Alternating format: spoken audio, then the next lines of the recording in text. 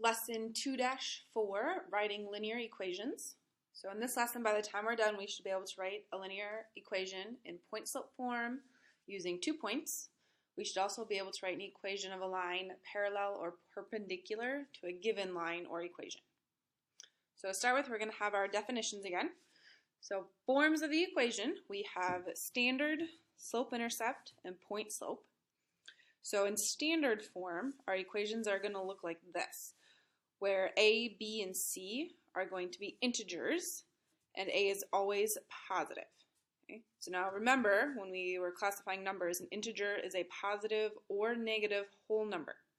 Okay, but in this case, our a will always be positive. Okay, so no fractions in this form, or decimals.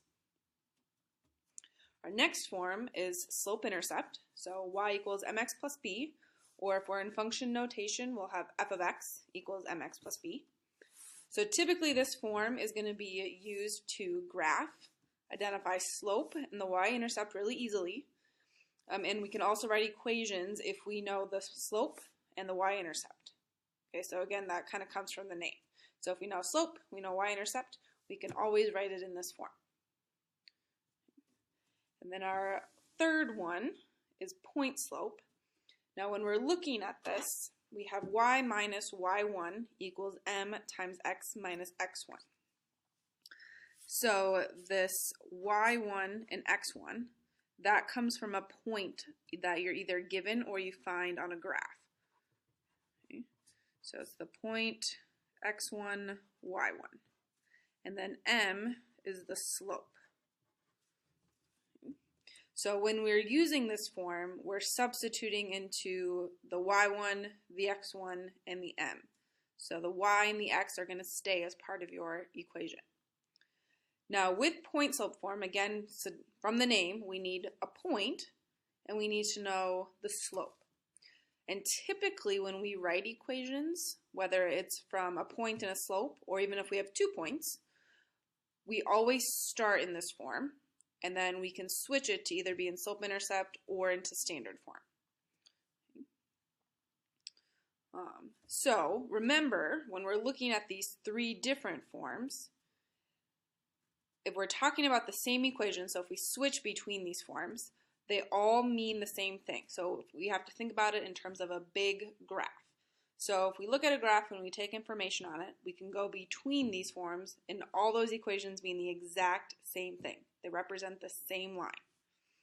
Okay. So we're going to do an example to kind of show that. So let's say we have points negative 5, 4, and 10, negative 2.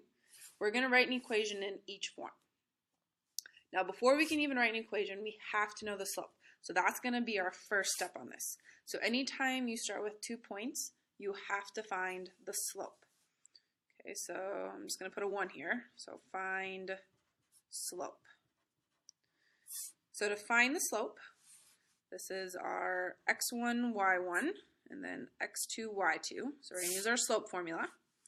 So negative 2 minus 4 divided by 10 minus negative 5, so 10 plus 5. So to simplify, we would have negative 6 over 15. So we can divide that by 3. So this becomes negative 2 over 5. So that's our slope, so the m. Now since we have a slope and we have a point, that means that we're substituting into point-slope form to start with. And we can pick either point, it does not matter. So I'm going to just pick the first point to make it easy. So our next step, so I'm going to write that, so to substitute into point-slope form. Okay. So again, we're replacing the x1, the y1, and our m. So it'll look like y minus 4 equals negative 2/5 times the quantity of x minus a negative 5, so it's going to become plus 5 since we're subtracting a negative. So this is our point slope form. Now if we want to switch forms, the next form that we would go to is going to be slope-intercept form.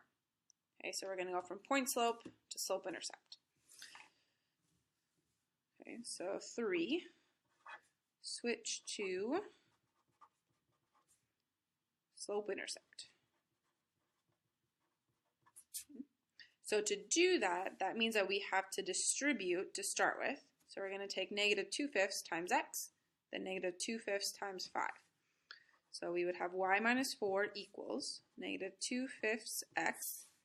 So negative 2 times 5 is negative 10. Divided by 5 gives us negative 2. So this will be minus 2. So for slope-intercept, if we look at that general form again, our y has to be by itself. So that's what we're trying to do. We're trying to get y alone. So when we're looking at this, after we distribute to get y alone, we have to add 4 to each side. So now we have y equals negative 2/5 x, and then negative 2 plus 4 gives us positive 2. So that's our slope-intercept form. So once y is alone, and we don't have any parentheses, we're done. Okay?